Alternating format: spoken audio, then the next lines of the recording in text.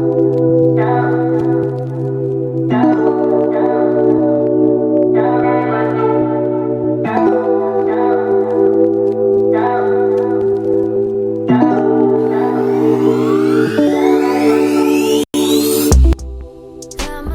up? Welcome to the Being Beautifully Honest podcast and channel. Thanks for being here, being subbed. If you're not, hit the button. And if you're listening on YouTube, hit that like. It's like walking in the room and hitting that light switch. Let's brighten up the place and get into this conversation. What is going on, guys? So listen, let's go ahead and get into this.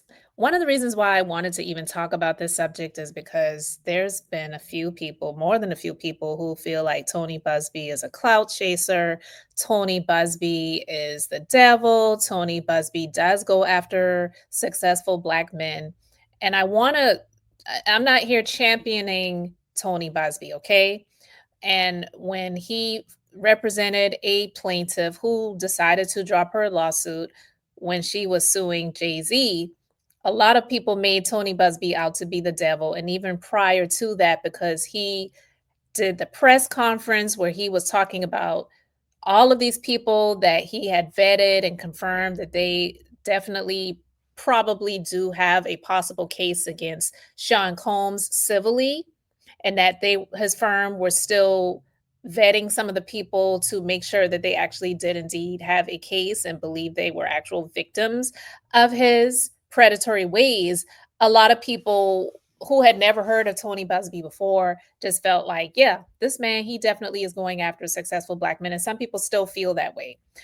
So I'm not here to champion this man's cause. I'm not here to celebrate him or whatever, but I want to come to you with facts. I try my best to be on the side of right. Tony Buzbee is just doing his job. He is an attorney. Okay. He is an attorney that represents people that may have had some issues with people. And if he believes they have a case and the court deems that they have a case, he's representing them. He's doing a job. This isn't personal for him. It's business. It's business. So I want to share with you guys this story because if you're not familiar with Deshaun Watson, he is a football player, NFL football player, who was accused of sexually assaulting multiple women, a lot of women. And this guy, he had this huge contract, okay? And I don't believe that all of those women were lying. I don't believe that it was a scheme that Todd set up to come at Deshaun Watson with the BS. I believe that the man did some things and he was feeling himself and he was just dumb enough to think that he could just do whatever he wanted to do. And these women would comply. I believe he recently got married. I don't know. But this ain't even really about Deshaun Watson. I want to talk about Shannon Sharpe because Shannon Sharpe is a huge hypocrite. And anybody that continues to listen to him, you just want to be a hypocrite by default because there's nothing that this man says, in my view, that even makes sense. Stick to sports. I don't even care if he just continues to talk about sports, but he ain't going to be doing it on ESPN. That's for sure. And I want to share something with you that he said when he was on ESPN about Deshaun Watson when it came to his cases. Okay. So I'm going to share my screen with you guys so you can see this story. So when Shannon Sharpe was on ESPN, he had more than a few things to say about Deshaun Watson. Okay. So the man who has currently a couple of lawsuits against him still, in light of this most recent settlement with the chick that he just retired from OnlyFans, right? He had some things to say. So this is back in 2022. This is Deshaun Watson. This is your favorite unk. That's what he calls himself. All right. Deshaun Watson is awaiting a decision on his fate after the NFL appealed the 6-game suspension he was handed by Sue L. Robinson. This followed a 16-month investigation into the quarterback following 24 sexual misconduct lawsuits filed against the quarterback. The NFL is reportedly pushing for at least a year-long ban, and Watson's future is looking bleak. The Cleveland Browns quarterback recently gave an interview to apologize for his actions, but not everyone is buying it. Among them is NFL Hall of Famer Shannon Sharpe. On Undisputed, Sharpe said that the apology was too little or too late to come from Watson. Once the ruling had come down, or, you settle the case, it's not skipped. You just come out. It says, hey, I can put this behind me. I apologize for anybody that was impacted by what? My behavior.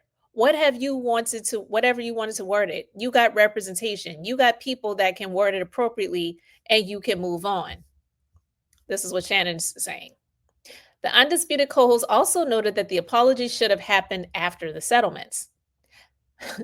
That's what should have happened. Once you settled it, you come out, you word it appropriately, and you move on. He went on to say that timing is essential when it comes to an apology and that Watson isn't sorry whatsoever. But when you settle the case and you don't really say anything, he's not sorry. So I just think the thing is, timing is a lot.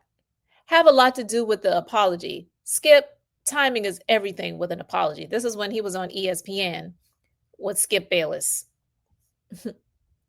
So Sharpe concluded the point by saying, you can't wait till almost all of a sudden you're about to receive more severe punishment and you say, well, I'm sorry for what transpired.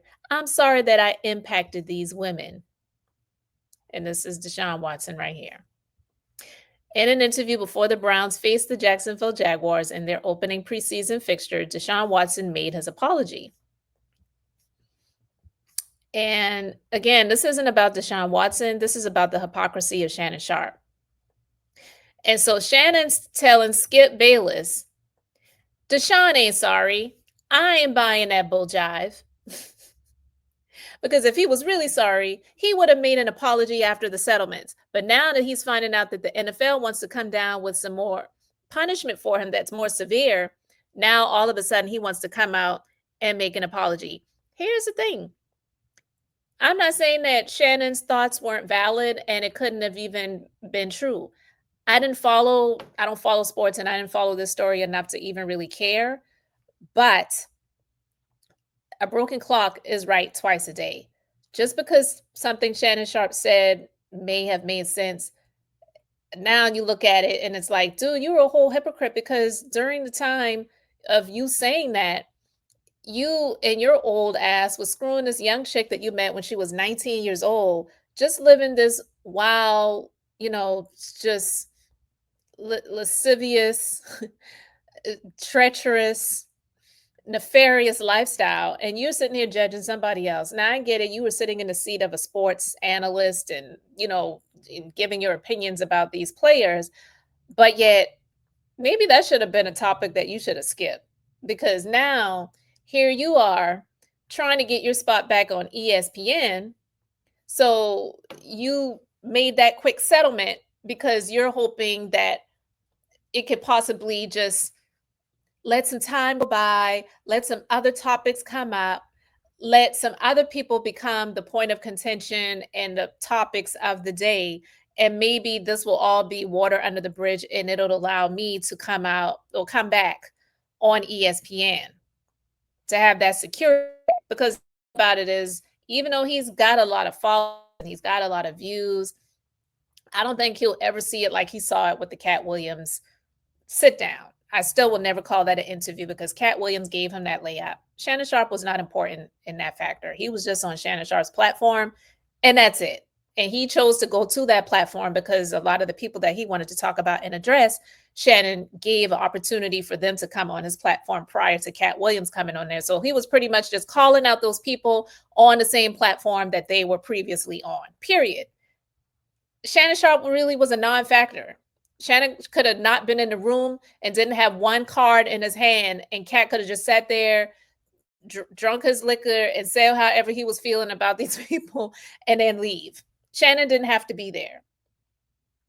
But again, with social media and those views, it's never like a guaranteed check, if you get what I'm saying. So he wants that guaranteed money. Back on ESPN or any of those other networks, it's a guaranteed check when you know you've got your contract secured. So yes, Stephen A. Smith, he gets on my nerves, but he ain't dumb. I don't think he's living the type of life that Shannon Sharpe is living unless something comes out and he's exposed. But I don't believe he's living like that. I just believe he's just a freaking annoying windbag. And even though he's talking about a whole lot of about a whole lot of other topics, some of them like politics that I don't feel he really should be speaking about, because a lot of stuff he's saying, it doesn't make any sense. But either way, he might be, delving into other things on his YouTube channel and stuff like that. But he got his contract secured and he's not going to jeopardize that for anyone or anything. So I would never take that away from Stephen A. Smith. Shannon Sharpe, he was just living any old type of way. And they had the nerve to be hypocritical talking about this guy right here and saying he's not sorry. He's just wanting the NFL to cut back on this punishment that they're trying to bring down. So, yeah, I'm just like, yeah, it's a trip. So to see this hypocritical statement that he said about Deshaun Watson back in 2022, and then he just recently made his statement. He didn't apologize, but he also never filed that lawsuit for defamation against Gabrielle Zuniga either. So leads us to believe she wasn't lying. She didn't defame your character. You paid her and you retired her. And then you had the nerve to talk about this guy right here to say he ain't sorry. How dare you? He is just a whole hypocrite. I don't know how anybody listens to this dude, but to talk about, Tony Buzbee, I just want to bring this to everyone's attention. So, like I said, guys, Tony Buzbee, I'm not here to champion him, but I feel like it's important to note the truth about him, because I feel like a lot of the spin that was happening because of his name coming up due to Diddy and Jay-Z, a lot of people were just like, "Oh yeah, he's a cloud chaser, he's an ambulance chaser, he's a fraud, he's all of these different things." Tony Buzbee, he represented um, a number of women who brought lawsuits against Deshaun Watson, and 20 out of 24 of the lawsuits that were filed against him have been settled, and the terms are confidential. So he was successful in that. He is noted as one of the most successful trial attorneys in the nation. He had a lawsuit that was filed against him for defamation by Jay-Z. That lawsuit was dismissed about 3 weeks ago, almost a month ago. You don't really hear a whole lot of people talking about that. But when Jay-Z was sued by Tony Buzbee's then client, Jay-Z's response was to retaliate. And in the retaliation, he also filed a defamation lawsuit against Tony Buzbee. All Tony Buzbee was doing, I knew it wasn't going to be successful, but I just let it play out. All Tony Buzbee does is represents the clients that he chooses to take on as a client. They're not, you know, it's not pro bono cases. They're not court ordered representation by Tony Buzbee. He has a choice in who he chooses to represent. These are clients that he chooses to represent if he believes that they have a case and he believes that he can be successful in resolving the cases for them, whether it's through settlements or through trial and judgments. So, with that being said, Tony Buzbee is just doing his job. Hate it or love it. Don't hate the player, hate the game. This is his profession. So to say that he's a clout chaser, it's like, I mean, are you kidding? This is the job that he's doing, and he's very good at it. Shit, if I had something going on, I would probably want to have him represent me too if it came to like a personal injury case or something like that. Because clearly he's got a track record of winning. Does he win them all? No, but there's no attorney that wins every single case. Period. So, the claim about him being a cloud chaser, he's an ambulance chaser, this and that and the other, he doesn't have to do that. He's been named as one of the most successful attorneys in the nation. And he also got that lawsuit that was filed against him by Jay-Z. He didn't get it dismissed, actually. It was dismissed because there was no merit. Tony Buzbee didn't defame Jay-Z. Tony Buzbee was representing his client, and he did what most attorneys do when they represent their client. They're speaking on behalf of their client based on the details that they have.